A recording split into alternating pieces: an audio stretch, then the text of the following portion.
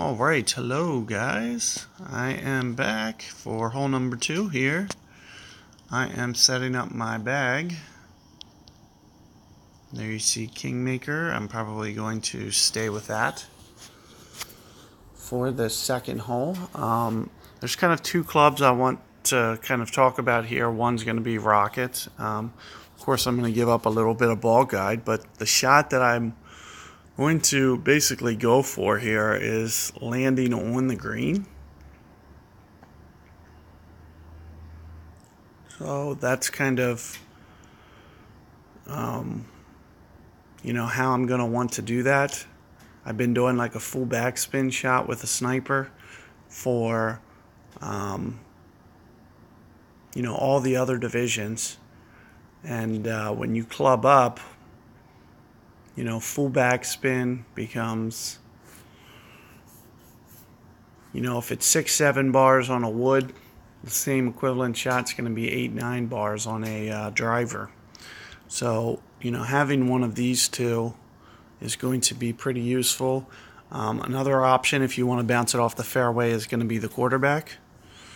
Could also be a decent club, but you're going to have to land on the fairway with a full backspin if you want to go the quarterback route. So you're playing more of a fairway bump.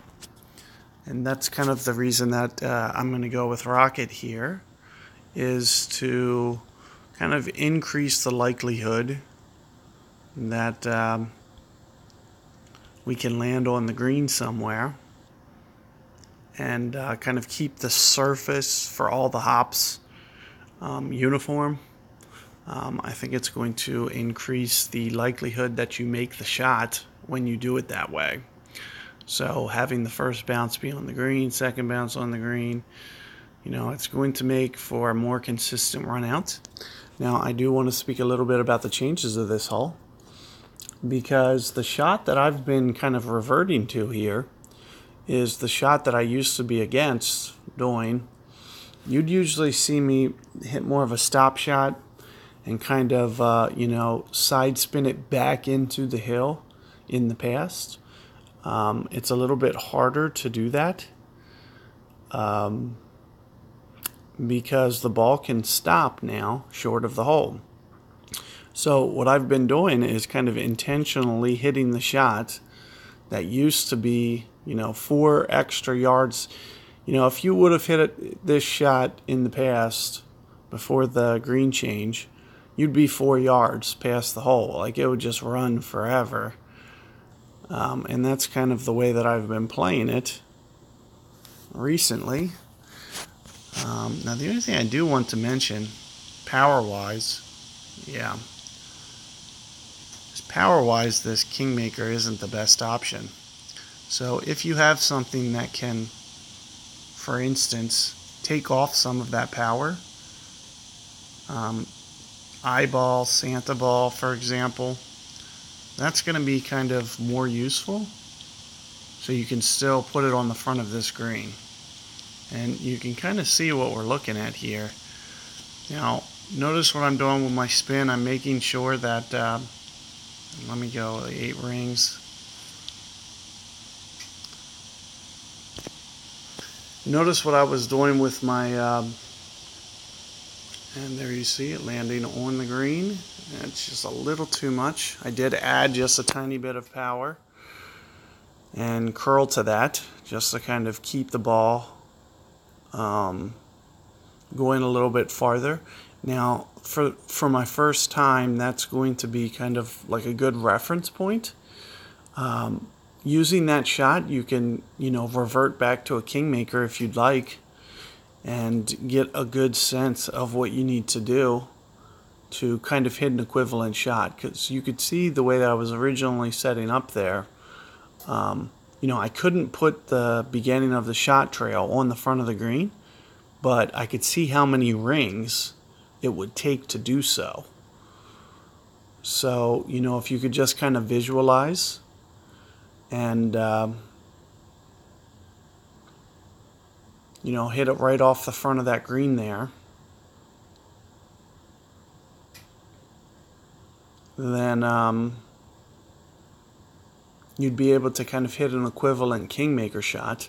And notice what I was doing is I was going more one per ring, even though Rocket, with the way that the accuracy is, the Rocket is more of a 1.2 per ring adjustment. The reason that I'm going more of a over adjustment has to do with kind of the downhill nature of this hole. When you shoot towards this fairway and green, it tends to carry a little bit less than you anticipate. So you're seeing me play about almost 20% extra on this hole. That's just kind of the way that I do it. Here you're seeing wind into the face. Ooh, look at that power.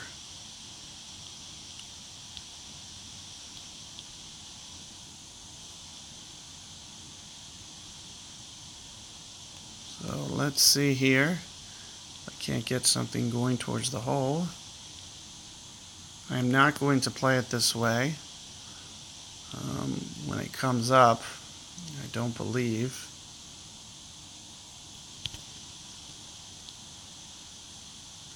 Because I just think it's a little too risky to go over here, but on a shootout per se, not the end of the world if I take it too long in there. I didn't pull off enough. I didn't pull off enough of the backspin. I was trying to anticipate, ball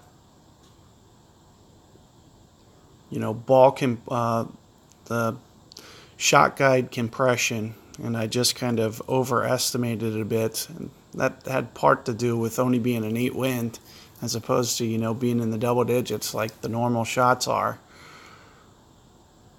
So as you can see, the Rocket is kind of a little bit on the shorter side on that hole. So if you have a Thor 6, for example, that's going to be kind of your best option, just to have that distance up. Or, for example, a rock. You can do a full backspin rock on that hole as well, on headwind shots. So but that's the reason that we're going to kind of go away from Rocket on that hole, is just because of the whole distance factor. So you can see, kind of get an idea of what I like to do for that hole with my driver. Just kind of, you saw I curled it ever so slightly to the left, and also kept some left spin on it. Like I said, I really tried to use the hill and get it up a little high, and also keep the momentum rolling down the hill, because it doesn't really pass the hole at too fast of a rate when you do that. So you can use my shot as kind of a reference, and I think you'll be able to really hone in on that one with a couple more attempts. Especially if you can model my ball. A nice 5 wind resistance ball is going to be nice, and of course the eyeball and Santa ball are going to be your best 2 options. You can see I'm getting a little tight on both of these, but since they don't have added power effects, those are going to be kind of your balls of choice. Otherwise, I'd go with a 2 power ball, maybe a pot of gold ball. Wouldn't be just to kind of save some of your movie balls. And with the 2, if you do have to use a 2 or a 3 power ball, keep in mind, you want to aim for the spot on the green if you're doing Rocket. If you're going to go for a fairway shot, just use rock or QB, preferably QB.